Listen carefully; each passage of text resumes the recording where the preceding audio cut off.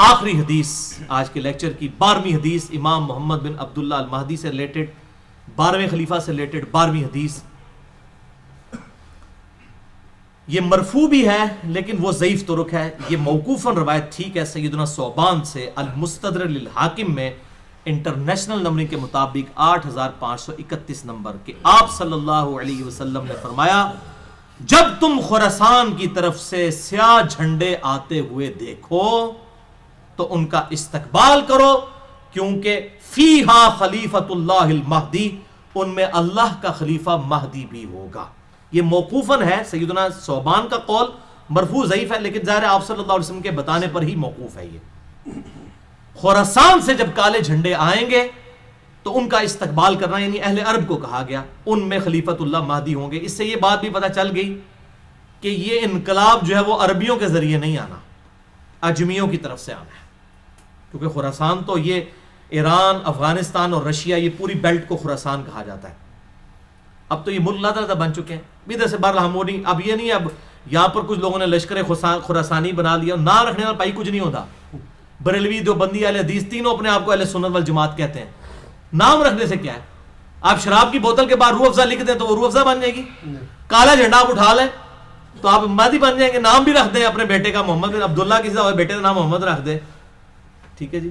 کسی آمنہ نامی عورت کے ساتھ شادی کرے، بیٹے کا نام جو ہے عبداللہ رکھ دیں. اس طرح امام مہدی نہ بننا ہے. یہ اس طرح کی جعلی طریقے سے نہ تو کوئی خراسانی بننا ہے تو نہ کوئی یہ کالے جھنڈے اٹھانے سے ہونا ہے.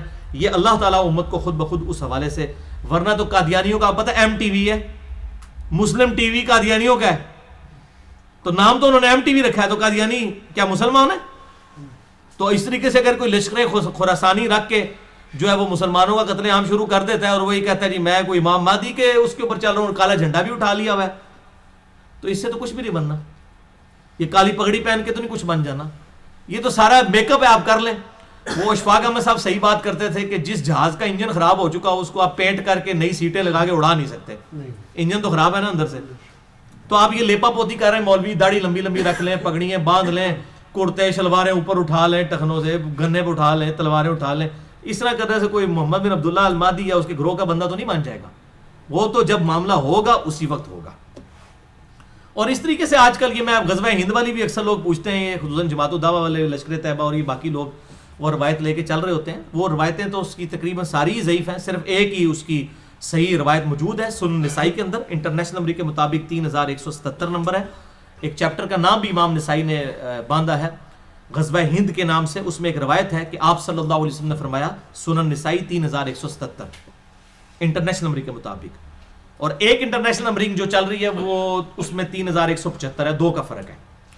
بل اس میں یہ روایت ہے کہ آپ صلی اللہ علیہ وسلم نے فرمایا میری امت کے 2 گروہ ایسے ہیں جو کہ اللہ تعالیٰ نے ان کو آگ سے آزاد کر دیا ہے. پہلا وہ کہ جو پہلا گروہ وہ جو کہ ہند کے غزوے میں شریک ہوگا. غزوہ کہتے ہیں لڑائی کو، کوئی بھی لڑائی ہو.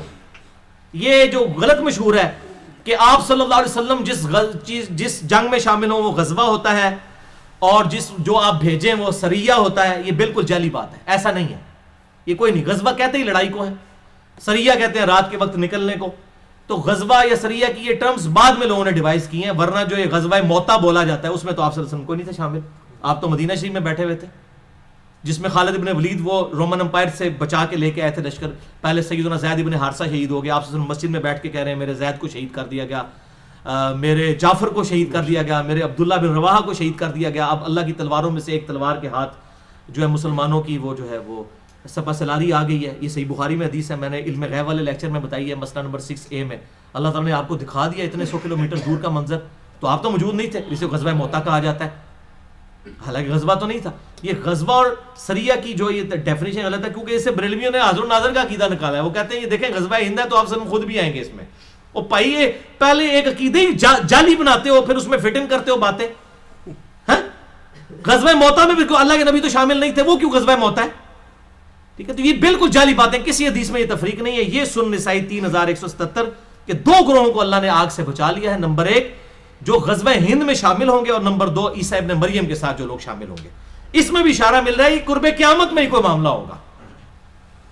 وہ محمد بن قاسم جو ہے وہ اپنے اوپر یہ بشارت لگاتا رہا بنو امیہ کا، محمود غزنوی جو ہے وہ حملے کرتا رہا دولت کی لالچ کے اندر ادھر آ کے انڈیا میں, اور وہ سومنات پہ حملے کرتا رہا. کیا صوفی لوگ تھے, سارے درباروں میں بیٹھنے والے لوگ تھے, ٹھیک ہے. یہ لوگ اسلام کے لیے آئے تھے. آپ کیا سمجھتے ہیں ظہیر الدین بابر اسلام کی خدمت کرنے آیا تھا یہاں پہ؟ یہ مسلمان حکمران تھے, اسلامی حکمران تو نہیں تھے. یہ اسی طریقے سے تھے جیسے ایک چنگیز خان تھا, بس یہ تھا کہ ان کے ساتھ مسلمان کا ٹائٹل لگا تھا, باقی ہے تو مسلمان تھے. یہ ہم نہیں کہتے کافر تھے, لیکن اسلامی حکومتیں تو کوئی نہیں تھی. تو اس طریقے سے وہ محمد بن قاسم اپنے اوپر لگاتا رہا, اس کے بعد محمود غزنوی اپنے اوپر لگاتا رہا, آج لشکر طیبہ اپنے اوپر لگا رہی ہے. او بھائی یہ قرب قیامت میں ہونا واللہ عالم یہ کس کے اوپر فٹ ہوتی ہے. اور باقی آپ کو تو ویسے ہی ہم بشارت دے دیتے ہیں, صحیح مسلم میں 553 نمبر حدیث ہے انٹرنیشنل نمبر کے مطابق, جس نے پورے خشوع وضو کے ساتھ وضو کیا اور 2 رکعت پڑھ لی تحیۃ الوضو جو ہے پوری توجہ کے ساتھ, اس پہ جنت واجب ہوگی. تسی پائی نہ بیڑی بیڑے شامل ہو تے نہ جناب تسی قسطنطینیہ دے حملے شامل ہو, تسی گھر بیٹھ کے پائی جنت دی بشارت لے لو.